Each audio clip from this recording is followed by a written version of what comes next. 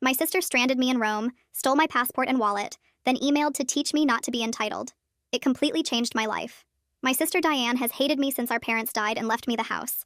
It wasn't even a nice house, just a regular 3-bedroom in Ohio. But Diane got their savings, almost $200,000, while I got the mortgage payments. She never let me forget how unfair it was.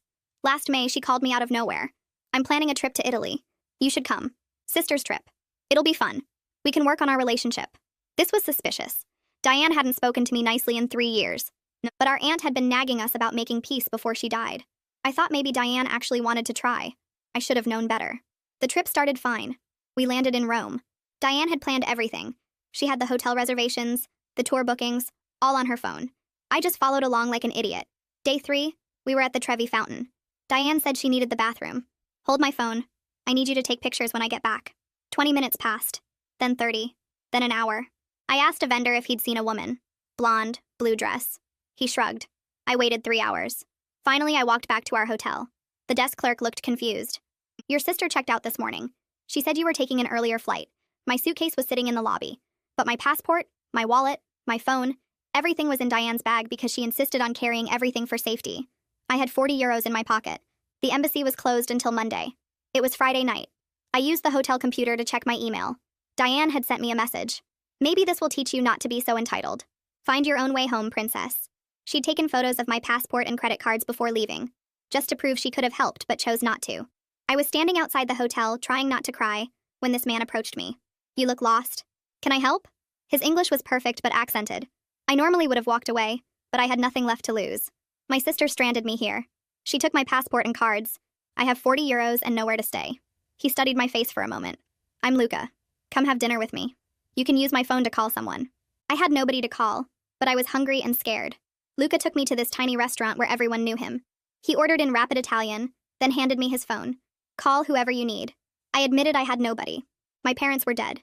My sister had just abandoned me. No other family. Luca listened to the whole story. Then he said something I'll never forget. Your sister is an idiot. Anyone who'd throw away family like that doesn't deserve you. Stay at my apartment tonight. Tomorrow we'll go to the embassy. I know someone who works there. I should have been terrified, but Luca called his mother right there, put her on speaker, and told her about me in Italian.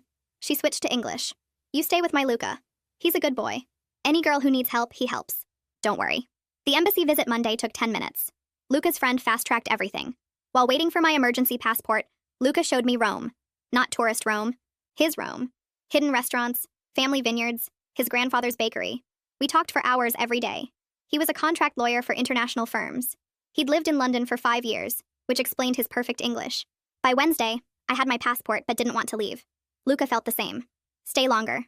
I'll buy your new ticket. Change it to next month. I stayed. 1 month became 2. I moved into his apartment. His family adopted me completely. His mother taught me to make pasta. His father showed me his wine collection. They had more money than I'd ever seen but acted like normal people. In August, Diane started calling my work. Where was I? Why wasn't I home? My coworker told her I'd quit. Moved to Italy. Diane freaked out.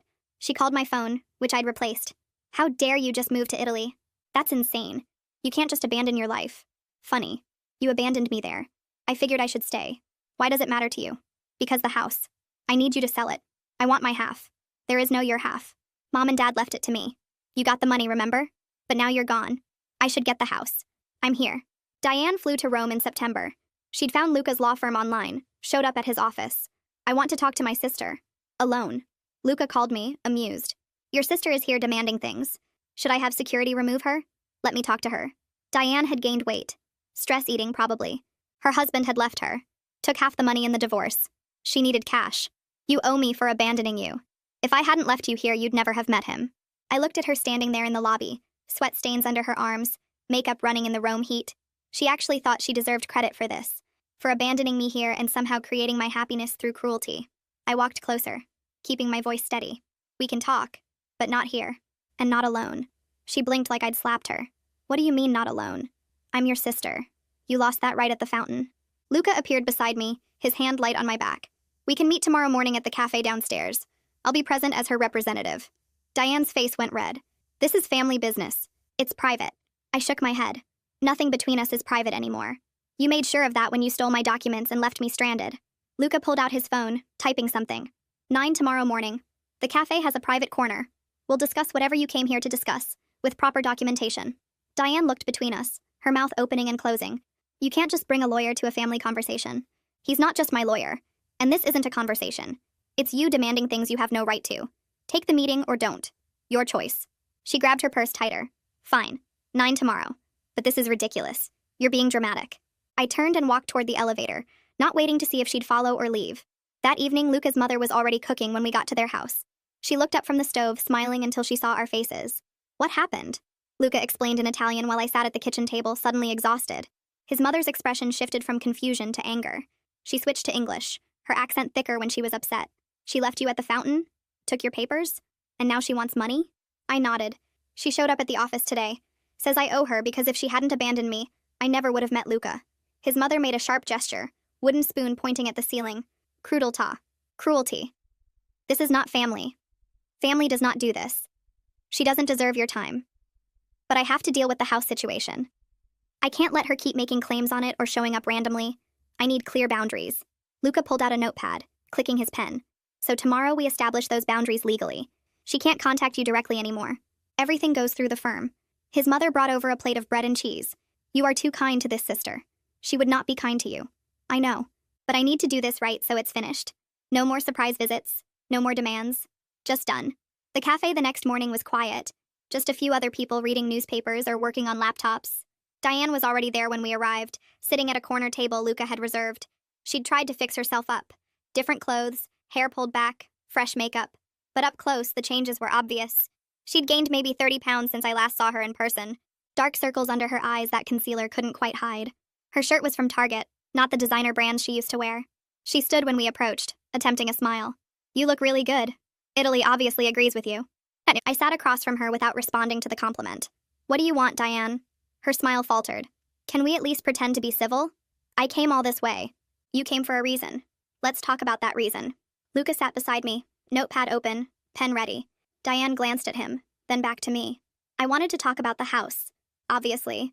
But maybe we could start with how you're doing? How the job is going? I'm not doing this. Tell me what you want, or this meeting is over. The fake pleasantries dropped. Her face hardened into something familiar, the expression she'd worn for 3 years whenever she looked at me. The house should be family property. Mom and Dad wouldn't have wanted you to have everything while I got nothing. They left you $200,000. They left me a mortgage. Because they knew you'd blow through cash and needed the house for stability. That's not fair and you know it. They should have split everything equally. But they didn't. They made their choice. And her divorce wasn't her fault, she continued, like I'd asked. Her ex was controlling and took half her money in the settlement. She'd been trying to rebuild, but everything was so expensive now. The house sale could help her get back on her feet. Start over properly.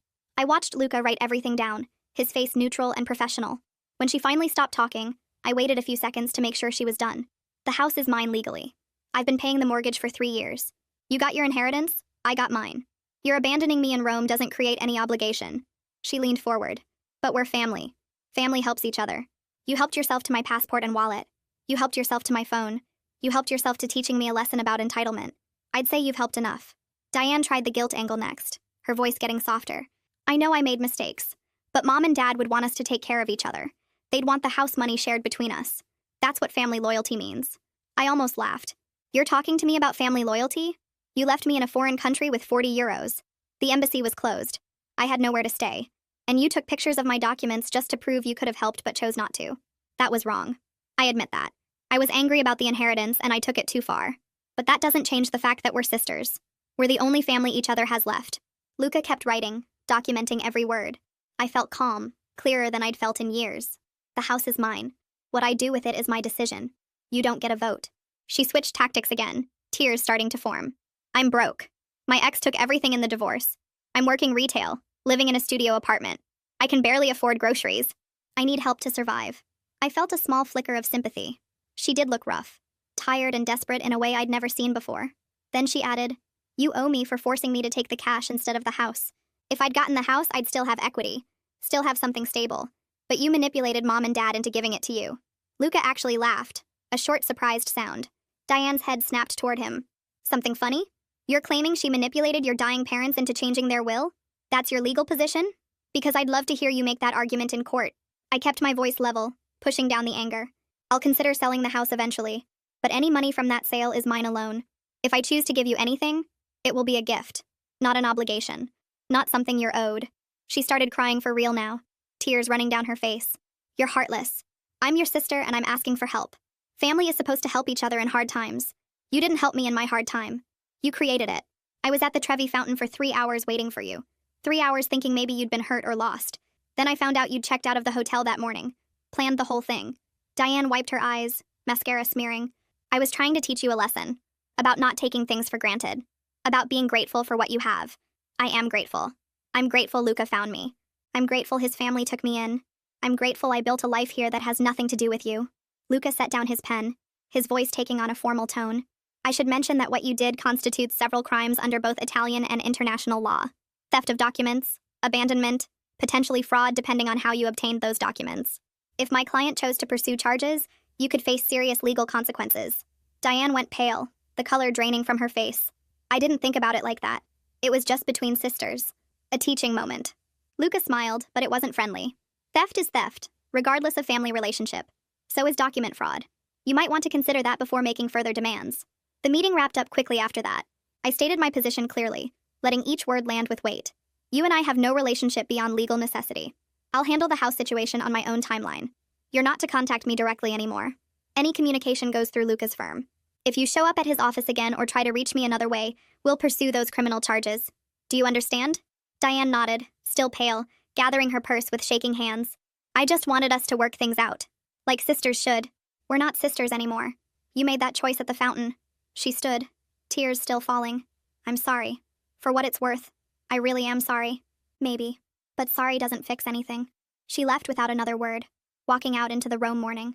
Through the cafe window, I watched her hail a taxi, her shoulders hunched and defeated. Luca touched my arm gently. How do you feel? I took a breath, surprised by the answer. Relieved. I feel relieved. It's finally over. He nodded, closing his notepad. It's over. She won't bother you again. And if she does, we have everything documented. I sipped my coffee, watching the street where her taxi had disappeared. Part of me felt bad seeing her like that, so broken down from the person she used to be. But mostly I just felt free. Free from her resentment, her demands, her anger about the inheritance. Free to build my life here without looking over my shoulder. Over the next week, I focused on practical stuff I'd been avoiding. My tourist visa was going to expire soon. I'd been in Italy for months without thinking about it. Luca mentioned one morning that his colleague handled immigration cases. Her name was Mia, and she worked 2 floors down from his office. I made an appointment for that Thursday. Mia's office was smaller than Luca's, but covered in files and folders stacked everywhere. She was maybe 30, wore glasses, and spoke English with barely any accent. I explained my situation while she took notes. Tourist visa expiring. No current legal status to stay. Living with Luca, but not married. She nodded through all of it, not judging, just processing. She laid out 3 options.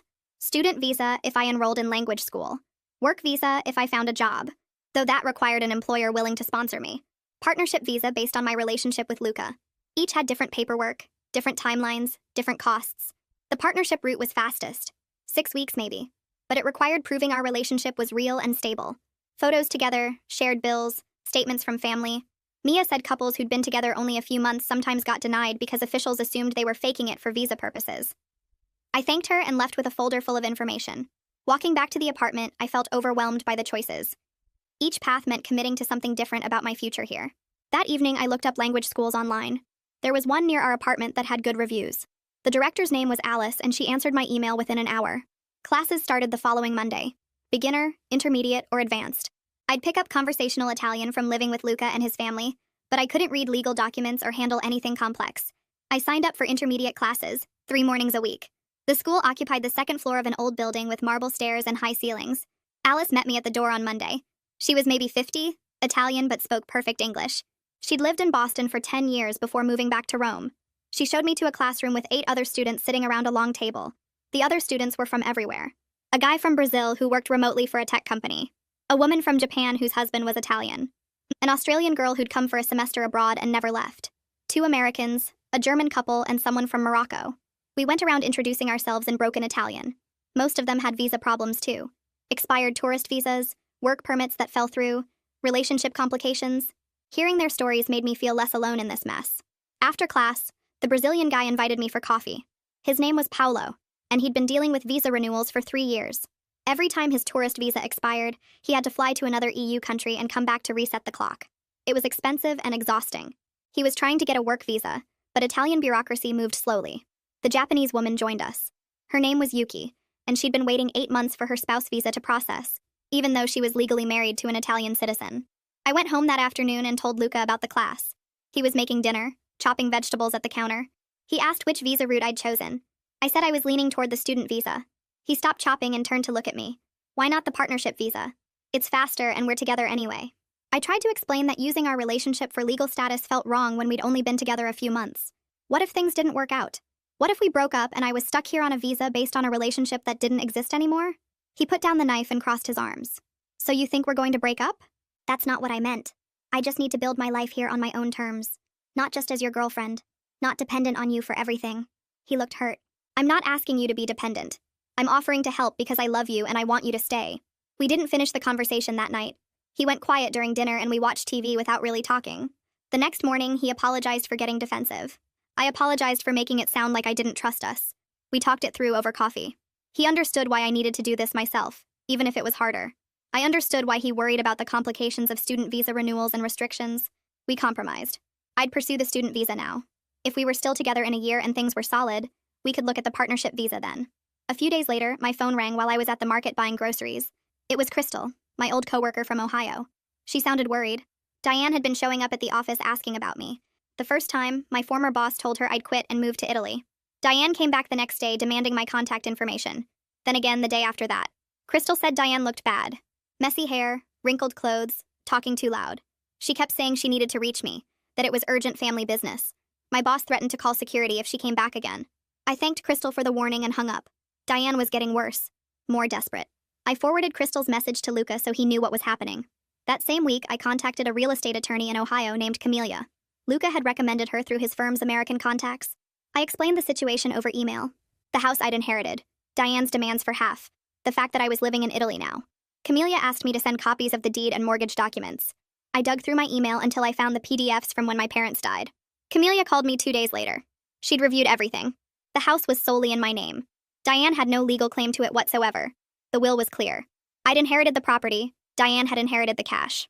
End of story. Camelia suggested 3 options. Sell the house and keep all the proceeds. Rent it out and use the income.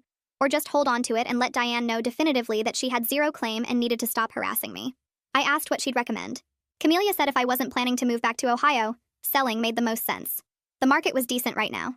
I could pay off the remaining mortgage and walk away with some cash. I told her I'd think about it. A few days later, Camelia called again. She'd been asking around about Diane, talking to people who knew our family. Apparently, Diane had been spreading lies all over town, telling people I'd stolen her inheritance, that I'd abandoned the family, that I'd moved to Italy and left her with nothing. The stories were circulating through our parents' old friends, their church community, everyone who'd known us growing up. Camelia said she'd heard it from 3 different people in one day. I sat on Luca's couch listening to this and felt a weird mix of anger and sadness. Diane was rewriting history to make herself the victim, making me the villain in her story. It hurt hearing that people believed her, but I was so far away and so happy that I couldn't let it destroy me. Those people didn't know the truth. They didn't know she'd abandoned me at Trevi Fountain. They didn't know about the email calling me entitled. Let them believe whatever they wanted. October arrived and Luca's mother called to invite me to the family vineyard. They were harvesting grapes and needed extra hands. Luca and I drove out on a Saturday morning. The vineyard spread across rolling hills, rows and rows of vines heavy with dark purple grapes. His parents were already there with his uncle and 2 cousins. Everyone wore old clothes and carried buckets. His mother handed me gloves and showed me how to cut the grape clusters without damaging the vines. The work was harder than I expected. Bending over for hours, carrying heavy buckets, the sun beating down even though it was October. My back ached after the first hour. But being included in this family tradition meant everything. His father walked the rows with me, teaching me about the different grape varieties. Sangiovese, Montepulciano, Trebbiano. He explained how the soil and weather affected the flavor, how they decided when to harvest based on sugar levels and acidity. We worked until sunset, then gathered at a long table outside the main house. Luca's mother brought out platters of food. Fresh bread, cheese, olives, pasta with tomato sauce, wine from last year's harvest. Everyone talked and laughed in rapid Italian. I caught maybe half of it, but it didn't matter. I was part of this. Part of their family, their traditions, their life. Luca squeezed my hand under the table and smiled. His father raised his glass and said something in Italian that made everyone laugh. Luca translated quietly. He said you picked grapes faster than me on my first harvest. You're officially Italian now. I looked at the cousin who'd asked about my family, trying to find words that wouldn't make the whole table uncomfortable. My parents died a few years ago. My sister and I don't really talk anymore. She nodded slowly. her expression shifting to something that looked almost sad. In Italy, family is everything. Even when we fight, we still come together. Estrangement is very rare here. I smiled and changed the subject, but her words stayed with me for days. The Italian approach to family felt completely different from what I'd known. They fought loudly, disagreed openly, but never walked away. Diane and I had just stopped being sisters, and nobody in Ohio had thought it was strange. Here, it seemed almost unthinkable. My Italian classes started the following week at the school Alice ran near the city center. The classroom held about 15 students, all adults trying to navigate life in Rome. I sat next to a woman from Brazil who introduced herself as Marina, and a quiet man from Japan named Kenji. We were all at roughly the same level, stumbling through verb conjugations and getting confused by gendered nouns. After the first class, Marina suggested we form a study group. We started meeting at different cafes 3 times a week, ordering espresso and practicing conversation. Marina was funny and outgoing, always making jokes in broken Italian that had us all laughing. Kenji was more reserved but incredibly patient, helping me understand grammar concepts I kept messing up. Having friends who weren't connected to Luca felt important somehow. I was building my own life here, not just existing in his world. A message popped up on my phone one evening while I was cooking dinner. It was from someone named Savannah, who I vaguely remembered as one of Diane's friends from Ohio. The message was long and apologetic. She said she felt weird reaching out, but thought I should know what was happening. Diane had been calling her constantly since the divorce, sometimes crying about being broke, sometimes raging about how I'd betrayed her. Savannah said Diane was talking about coming back to Rome, that she needed to make me understand something. The message ended with a warning to be careful because Diane wasn't thinking clearly. I stared at my phone, feeling my stomach tighten. The idea of Diane showing up again made me anxious in a way I hadn't felt since September. I showed Luca the message immediately. He read it twice, his expression hardening. He made 2 phone calls in rapid Italian, then switched to English to explain what he'd done. Building security at his office and our apartment now had Diane's photo and instructions not to let her in. His firm was also preparing a formal cease and desist letter stating that any further harassment would result in legal action. I hated that it had come to this, that my own sister required legal threats to stay away. But Diane's behavior was getting worse, not better. She'd moved from demanding money to making threats, and I couldn't pretend that was normal family conflict anymore. Luca pulled me close and promised that she wouldn't get near me again. The student visa application process turned into a complete nightmare. Alice helped me gather the required documents, but the list seemed endless. Birth certificate with official translation and apostille. Bank statements proving I had enough money to support myself. Proof of enrollment in the language school. Police clearance from Ohio. Health insurance documentation. Every single paper needed to be translated by a certified translator, then stamped with an apostille to prove it was legitimate. I spent hours at the American consulate, the Italian immigration office, and various government buildings. The deadlines were tight, and one missing document could mean rejection. If the visa didn't go through, I'd have to leave Italy while appealing, which could take months. The stress kept me awake at night, imagining having to go back to Ohio and start over. Luca found me at the kitchen table one evening, surrounded by paperwork and looking overwhelmed.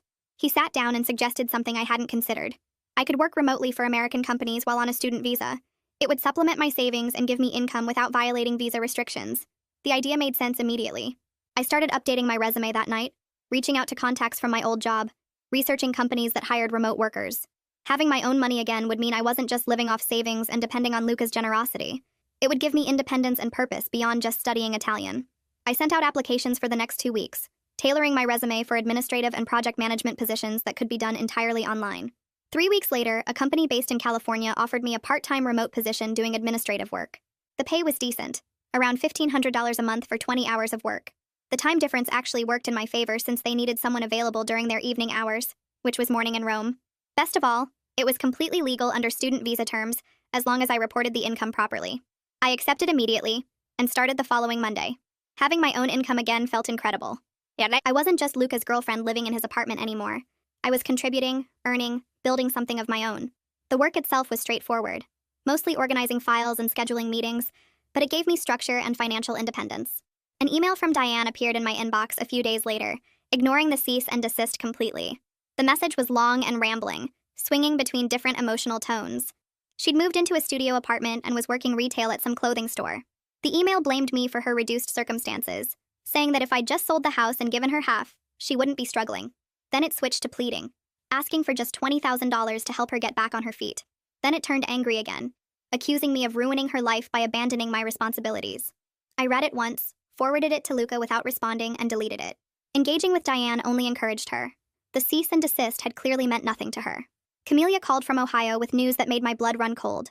Someone had tried to file a claim against my house, alleging co-ownership based on family inheritance laws. The claim was clearly Diane's work. though she'd used a different attorney who apparently hadn't bothered to research the actual deed. Camelia had gotten it dismissed easily since the will and property records were crystal clear. But the attempt showed how desperate Diane had become, how willing she was to lie in legal documents. Camelia warned me that Diane might try other schemes, that I thanked her and said I'd think about it, but I already knew what I needed to do. I couldn't keep dealing with Diane's schemes from across the ocean. Every few weeks brought some new crisis, some new attempt to get money or force my hand. The house in Ohio was just an anchor now, tying me to a place and a life I'd left behind. I called Camelia back the next day and authorized her to list the property for sale. It was time to cut that final tie to Ohio and fully commit to building my life in Italy. The house had been my parents' legacy, but it had also been a source of conflict and resentment. Selling it meant closing that chapter completely. Camelia promised to handle everything and find a good buyer. I hung up feeling lighter than I had in months. Luca and I went to the same small restaurant where he'd first helped me, the one where everyone knew his name and the owner hugged him like family. The waiter brought us wine without asking, remembering what we'd ordered months ago when I was stranded and scared. Luca reached across the table and took my hand. I was worried you were keeping the house as a backup plan. Like if things didn't work out here, you could just go back. I squeezed his fingers and told him that selling meant I was choosing this life on purpose, not just falling into it because I had nowhere else to go. The house was my parents' legacy, but holding on to it kept me tied to a place that didn't feel like home anymore. He smiled in that way that made his whole face soften. I'm glad you're staying. Not because you have to, but because you want to. We ordered the same pasta his mother made, and I realized how much had changed since that first terrified night when I'd had nothing but 40 euros and a sister who hated me. The email from Mia arrived on a Tuesday morning in early November. Subject line said, visa approval, and my hands shook opening it. The student visa had gone through. I could legally stay in Italy for the next year while continuing my language classes. I read the email 3 times to make sure I understood correctly, then called Luca at work, even though he was probably in a meeting. He answered on the first ring. It's approved. I can stay. He let out a breath I didn't know he'd been holding. I'll take you to lunch. We need to celebrate properly. Mia scheduled a meeting for that afternoon to walk me through all the restrictions and renewal requirements. I couldn't work more than 20 hours per week on this visa. I had to maintain enrollment in the language school. I needed to report any address changes within 2 weeks. The rules felt overwhelming, but having legitimate status made everything more real and stable. I wasn't just a tourist overstaying anymore. I had actual legal permission to build a life here. Camelia called in mid-December with news about the house. We have an offer. Full asking price, cash buyer, wants to close before the end of the year. My stomach flipped even though I'd been expecting this. The house sold for $215,000. After paying off the remaining mortgage and Camelia's fees, I cleared about $85,000. It wasn't enough to retire or anything crazy, but it was security. It was proof that my parents had left me something valuable, even if Diane spent years resenting the inheritance split. Camelia handled all the paperwork remotely. I signed documents electronically, watching my last tie to Ohio disappear with each digital signature. The money hit my American bank account 3 days before Christmas. I stared at the balance on my phone, feeling something shift inside me. I wasn't Diane's little sister anymore, or the girl who got stuck with mortgage payments while her sister got cash. I was someone who'd turned abandonment into opportunity, who'd built something real from nothing. The messages started the day after Christmas. Diane must have heard about the sale through hometown gossip, probably from someone at the title company or a neighbor who'd seen the sold sign. Her first text was almost polite. I heard the house sold. We should talk about splitting the money fairly. Then another one an hour later. Mom and Dad would want us to share everything equally. You know that's true. By evening, she'd sent 15 messages, each one angrier than the last. You can't just keep all that money. I'm your sister. I have rights. Half of that should be mine. I forwarded everything to Luca without responding. He had his firm draft a formal letter that went out the next morning. Diane received her inheritance of $200,000 from our parents' savings. The house was left solely to the narrator per the will. Her financial choices regarding her inheritance are not the narrator's responsibility. Any further contact will be considered harassment and will result in legal action. No additional communication will be acknowledged. Diane sent 3 more messages after that, but I deleted them without reading. She'd made her choices. I'd made mine. Opening an Italian bank account took an entire afternoon of paperwork and translations, but by mid-January I had my own account at a local branch near our apartment. I transferred most of the house money there, keeping some in my American account for emergencies. Sitting with a financial advisor, I invested about half in conservative funds and kept the rest liquid. For the first time since my parents died, I felt actually independent. Not living on savings or Luca's generosity or hoping my remote work would last. I had a cushion. I had options. I could stay in Italy because I wanted to, not because I was trapped. The advisor, a woman named Clara who spoke careful English, walked me through tax implications and reporting requirements. Having money in 2 countries created complications, but they were manageable complications. Rich people problems, my mother would have called them. Though $85,000 wasn't exactly rich, but it was mine. Earned through years of mortgage payments and stress, and nobody could take it away from me. Christmas with Luca's family happened at his parents' house in the countryside, a sprawling celebration that started Christmas Eve and lasted 3 days. I counted 27 relatives at dinner, maybe more. People kept arriving with food and wine and children who ran screaming through the house. His mother had been cooking for a week. The table bent under the weight of dishes I couldn't name, traditional recipes passed down through generations. His grandmother, who spoke no English and whose Italian I could barely follow, sat next to me and patted my hand throughout the meal. After dessert, she disappeared and came back with a small velvet box. She pressed it into my hands and spoke in rapid Italian that Luca translated. This belonged to my mother. I want you to have it. Welcome to our family. Inside was a delicate gold necklace with a tiny cross, old and beautiful and obviously precious. I started crying right there at the table, surrounded by people who'd accepted me completely despite barely knowing me. His grandmother hugged me and said something that made everyone laugh. Luca whispered the translation. She says you cry like a proper Italian now. Very dramatic. His father raised his wine glass. To family. Not the one we're born into, but the one we choose. The intermediate Italian class started in January with 8 students instead of the 20 in the beginner level. Alice taught this one too, moving faster and expecting more. I could handle most daily conversations now without struggling for words. I could read simple texts and menus and signs. I could understand much more of what Luca's family discussed at dinner, though they still spoke too fast when they got excited. The grammar still tied my brain in knots, all those verb conjugations and gendered nouns and exceptions to every rule. But the language barrier that had seemed impossible 6 months ago was actually manageable. I'd never be perfectly fluent, not like a native speaker, but I could function. I could have real conversations. I could argue with the phone company about our bill and understand the contract I was signing for the apartment. Alice told me I was one of her best students, that most people gave up when things got hard. I didn't tell her that giving up would mean going back to Ohio, back to nothing. Staying meant learning. The California company called in February wanting to increase my hours. They needed someone to handle more client communication and file organization, willing to pay almost double for full-time work. I checked with Mia about my visa restrictions. She said full-time remote work for an American company was technically allowed, as long as I reported the income properly, and didn't work for Italian companies without a work visa. I accepted the new position and started working 40 hours a week, earning enough to actually contribute to household expenses instead of just covering my personal stuff. Luca and I sat down one evening with a spreadsheet and divided everything fairly. Rent, utilities, groceries, internet. I insisted on paying my half even though he earned more. He understood why it mattered. I needed to feel like an equal partner, not someone he was supporting out of charity. We negotiated and compromised and ended up with a split that felt right to both of us. Having my own income again changed how I felt about everything. I wasn't just Luca's American girlfriend living in his apartment anymore. I was building something of my own. The letter arrived at Luca's office in late February, forwarded through his firm's mail system. Diane had written it by hand.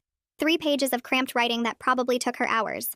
Luca brought it home and handed it to me without comment. I read it standing in our kitchen while he made dinner. Diane said she was in therapy now, working through her issues with a counselor who specialized in family conflict. She acknowledged that abandoning me in Rome was wrong, that she'd been cruel and vindictive and had let resentment poison her judgment. But she still insisted the inheritance split was unfair, that our parents should have divided everything equally, that she deserved more than she got. The last paragraph asked if we could eventually rebuild our relationship, maybe start with emails or phone calls, work toward actually being sisters again. I folded the letter and put it in a drawer. I wasn't ready to respond. Maybe I never would be. Diane had made her choice at the Trevi Fountain when she walked away and left me with nothing. I'd made my choice by building a life without her.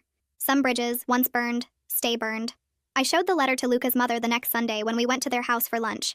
She read it carefully, her lips pressed thin, then handed it back. Family is important. Forgiveness is important. But you don't owe her a relationship after what she did. She poured me more wine and continued. In Italy, we value family above almost everything. We forgive. We stay connected even when it's hard. But what your sister did wasn't a mistake or a fight. She abandoned you in a foreign country with nothing. She tried to destroy you. That's not family. That's cruelty. Luca's father nodded from across the table. You have a family now. Us.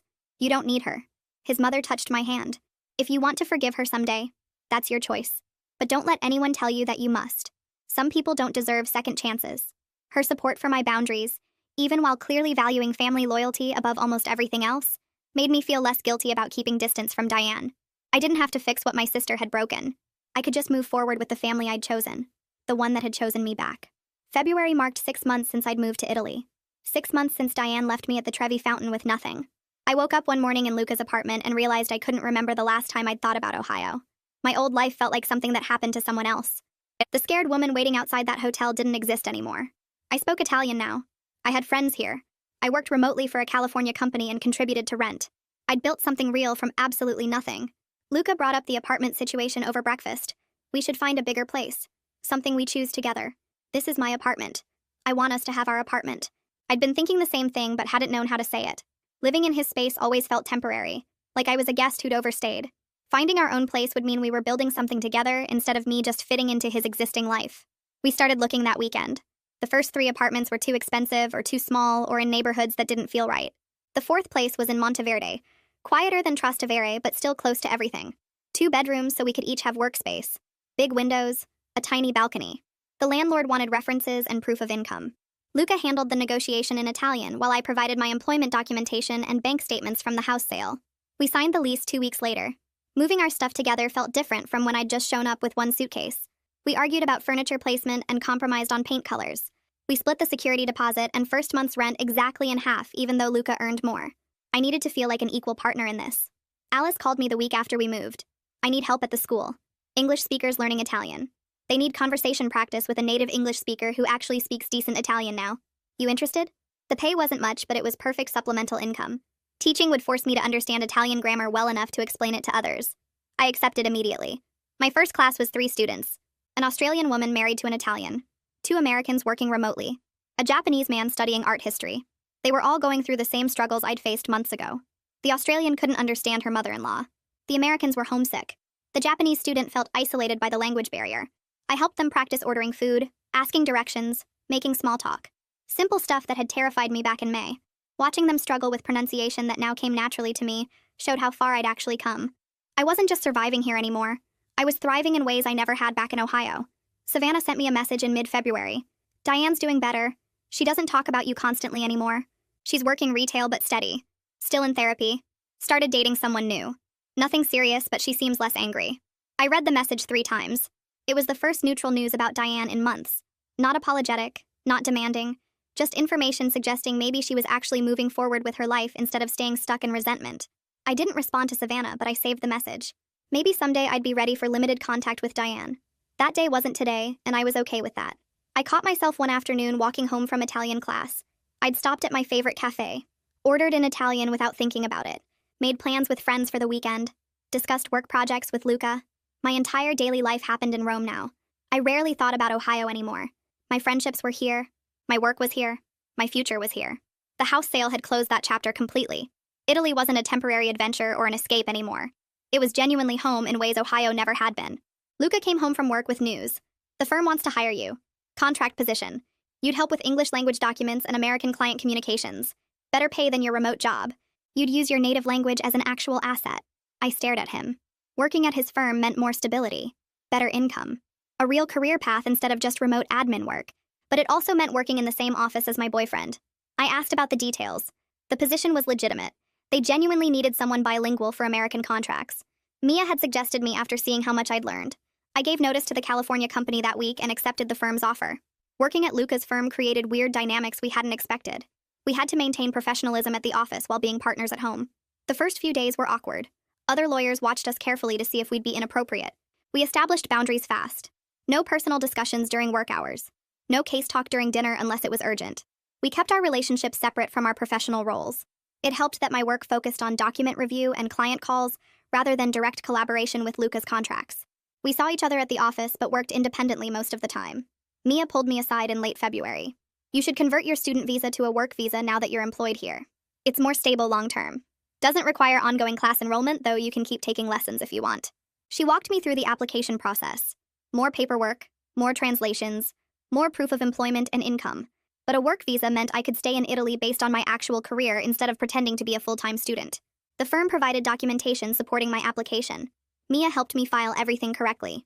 The process would take weeks, but having it started felt like another step toward permanent stability here. I still went to Italian class twice a week even though I didn't need it for visa purposes anymore. My grammar had improved enough to teach conversation classes, but I wanted to keep learning. The intermediate level focused on complex tenses and formal writing. Skills I'd need for reviewing legal documents properly. Learning felt different now that it served my actual career instead of just helping me survive daily life. Every lesson made me more valuable to the firm and more confident in my ability to build a real future here. I walked to the Trevi Fountain on a Saturday morning when tourists packed the area. The last time I stood here, I'd been waiting for Diane to come back from the bathroom. 3 hours I'd waited, getting more scared with each passing minute. Now I pushed through the crowds to the same spot near the left side where I'd stood that day. The fountain looked exactly the same. Water cascaded over the carved stone. Coins glittered at the bottom. But everything else had changed completely. That scared girl with 40 euros in her pocket didn't exist anymore. I pulled a coin from my wallet and held it tight.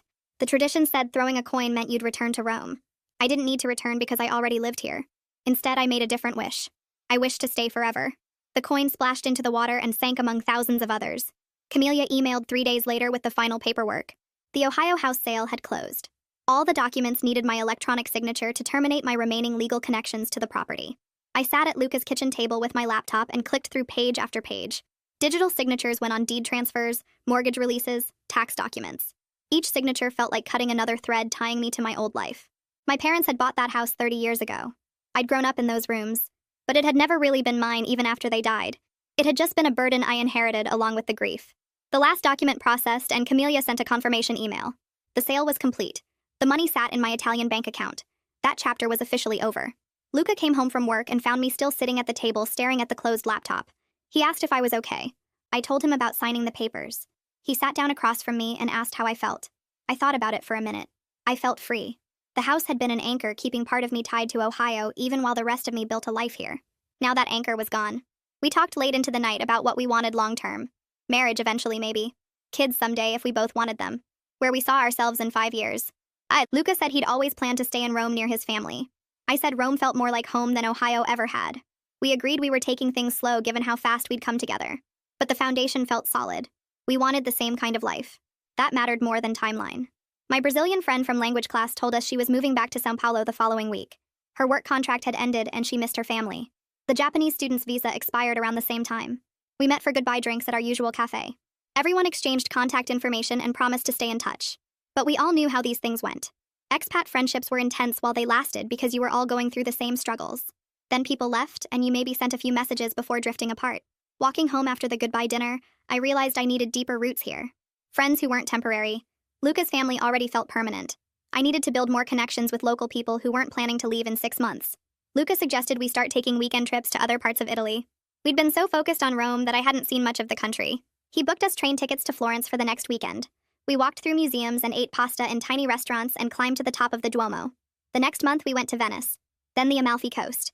Each place was completely different from Rome. Different food, different architecture, different dialects. Italy wasn't one thing. It was dozens of distinct cultures and landscapes packed into one country. Every trip made me appreciate how much there was to learn and explore. Every trip made me feel more connected to this place I now called home. The work visa approval came through in early March. Mia called me into her office to deliver the news personally. I had legal status to stay in Italy based on my employment at the firm.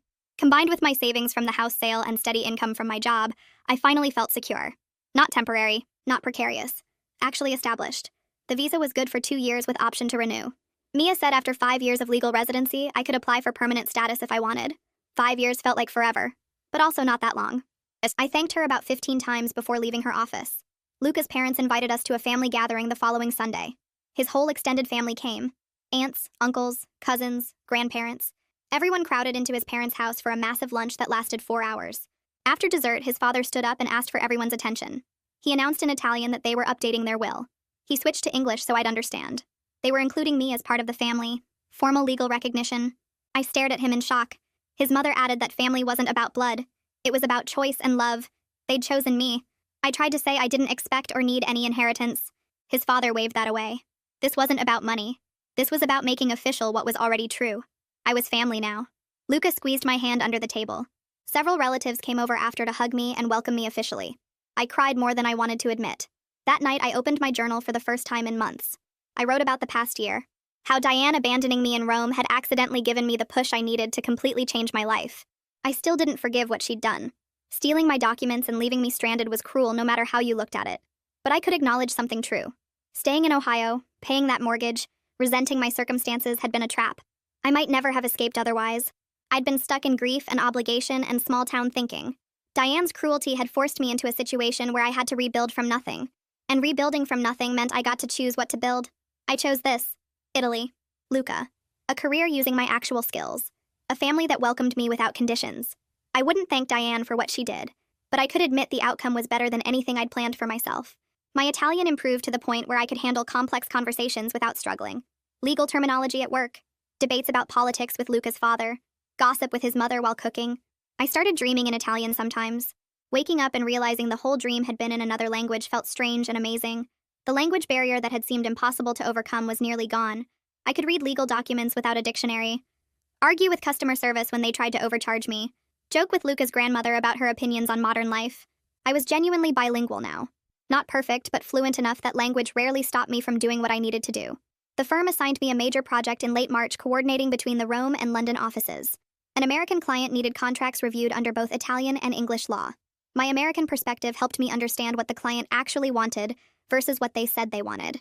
My English fluency meant I could communicate nuances that got lost in translation. My growing Italian skills let me work directly with the Rome team without everything going through Luca. I spent 2 weeks going back and forth between offices, managing conference calls, reviewing documents. The project succeeded, and the client specifically mentioned my work in their feedback.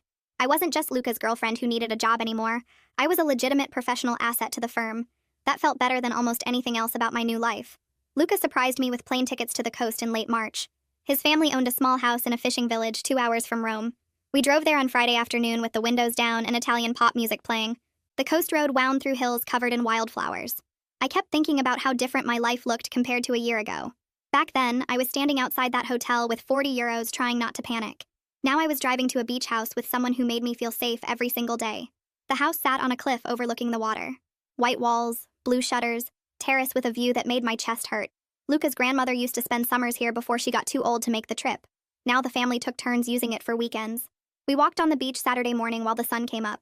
The sand was cool under my feet. Luca stopped walking and turned to face me.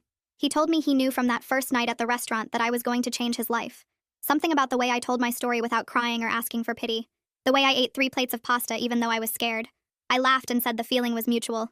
He saved me in every way that mattered. Not just from being stranded, but from the small, angry life I was living in Ohio. We stayed until Sunday evening. I didn't want to leave. Back in Rome on Monday, I found a message waiting on my phone. From Diane. My stomach dropped when I saw her name. But the message was short. Just 3 sentences saying she was glad I was happy and that she was working on herself. No demands, no accusations, no requests for money. I stared at it for 10 minutes trying to figure out the angle. Luca read it over my shoulder and shrugged. Maybe she means it. Maybe therapy is helping. I saved the message but didn't respond. Maybe someday I would be ready for limited contact. But that day was not today, and I was okay with that. My life in Rome was everything I never knew I wanted. Meaningful work at the law firm where people respected my skills. Deep friendships with colleagues who invited me to dinner parties and weekend trips. Language school friends from 6 different countries who taught me curse words in their languages. Fluency in Italian that let me argue about politics with Luca's father and gossip with his mother while we cooked. Integration into his warm, chaotic family who treated me like I had always belonged. Financial stability from the house sale and my income that meant I never had to depend on anyone again. And Luca. A loving partnership with someone who saw me as an equal, who asked my opinion and listened to my answers, who made me laugh and challenged me and never once made me feel small. I woke up grateful every single day. Thursday evening, I stood on our apartment balcony watching the sunset turn Rome orange and gold. The city stretched out below me with its ancient buildings and modern chaos. I thought about how the worst thing Diane ever did to me became the best thing that ever happened. She tried to teach me a lesson about being entitled. Instead, she taught me that I could build an entire life from nothing in a foreign country, that I could turn abandonment into opportunity, that I could choose happiness over resentment. I was not the entitled princess she thought I was. I was a woman who survived and rebuilt and thrived. Italy was not where I ended up by accident. It was where I belonged.